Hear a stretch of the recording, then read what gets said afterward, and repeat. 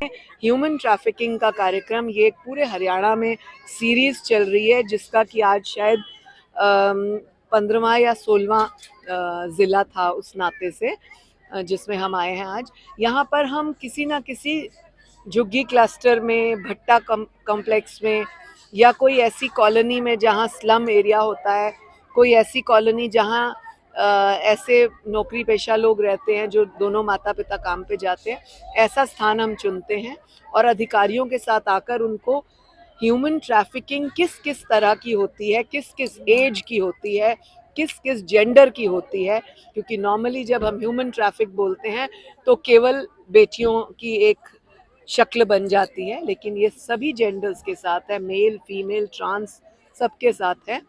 आज हमारे साथ एक ट्रांसजेंडर महिला आने वाली थी, धनंजय चौहान, अनफॉर्चुनेटली उनको फीवर हो गया, वो इस बारे में बताना चाह रही थी।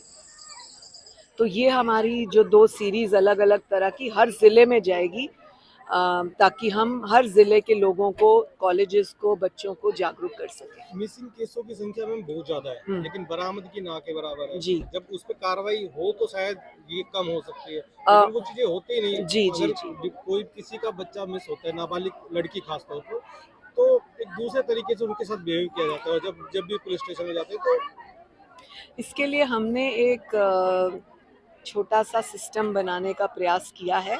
उम्मीद है आने वाले दिनों में हम सफल होंगे कि जहाँ पर भी कोई केस रजिस्टर होता है, हमें ये वेट नहीं करनी कि वो कौन से ज़िले के थे।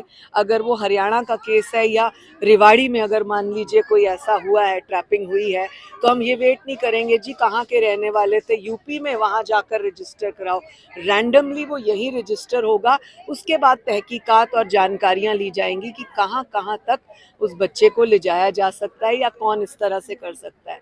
हमारे पास इस पिछले 2 वर्षों में जितने भी केस आए, हमने उन पर स्टडी किया और हमने ये देखा कि 60% केसेस रिश्तेदार कर रहे हैं, ट्रैपिंग भी रिश्तेदार करवा रहे हैं, अनफॉर्चुनेट उनके साथ रवैया भी रिश्तेदार कर रहे हैं। इसीलिए हम बार बार जाकर ऐसे क्लस्टर को ज़्यादा बोलते हैं कि रिश्तेदारी में ध्यान करो, क्योंकि जैसे मैंने आपको अभी एक केस सुनाया कि दूर के ममेरे फुफेरे भाई का साले का बेटा आकर रिश्तेदारी में इस तरह से कर जाता है, जबकि जिनके घर वो आया है वो उनको जानते ही नहीं, दूर तक नहीं जानते। जस्ट बिकॉज सास ने फ़ोन कर दिया, इसलिए वो वाली बात रखनी है कि गाँव से आ रहा है। तो ये हमें बहुत अलर्ट रहना पड़ेगा कि क्या पता वो वही व्यक्ति गांव से आया है या कोई रिश्तेदारी का है। अब जब उनकी बेटी के साथ दुर्व्यवहार कर गया, अब क्या वो सास जिम्मेदार है या वो रिश्तेदार जिम्मेदार है जिनका वो आया है?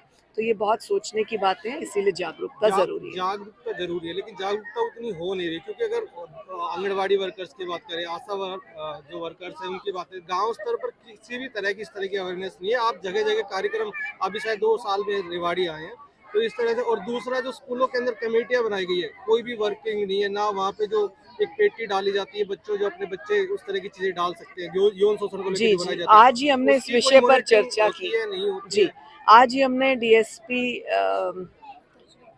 राज सिंह, हाँ डीएसपी कोसली से बात की, जय सिंह, उनसे बात की कि वो हर जगह पर वो पेटी रखें अब दोबारा, और उसकी चाबी पुलिस के पास हो, ताकि कोई बच्ची भी अगर डालती है तो मिसयूज ना हो।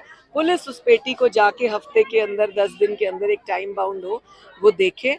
और हमने आज उनके साथ डिस्कस किया कि मॉल्स के आसपास, ऐसे क्षेत्रों के आसपास जहाँ कामकाजी महिलाएं हैं, उन जगहों पर भी वो स्कूल कॉलेजेस के अलावा वो पेटी रखें, ताकि कोई भी अपनी बात। और आप मीडिया के भाइयों के माध्यम से मैं निवेदन करूंगी कि इस मैसेज को हर न्यूज़ के बाद एक बार फ्लैश करें कि इस तरह की पेटियां जगह जगह पर रखी गई हैं। जिनको कोई प्रॉब्लम हो वो अपना नाम, परेशानी और एड्रेस उसमें लिख कर दे।